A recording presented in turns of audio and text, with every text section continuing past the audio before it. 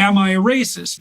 You know, that's a complicated question, actually, because human beings have pronounced in-group preferences, which is why we like our families, for example. And there are some downsides to that, like the fact that people who are less familiar to us are more likely to receive a more negative response instinctively, and that we have to fight against that.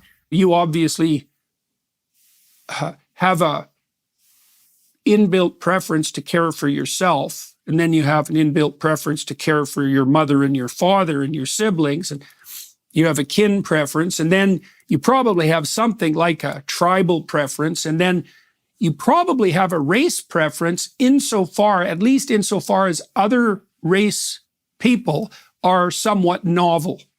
You can see that the thorniness of the problem, and that's an important thing to attend to, because the claim that we have as human beings, that we have a bias towards those who are closer to us, depending on the dimension of evaluation, appears to be true. But you can learn to differentiate your perception and to become more sophisticated.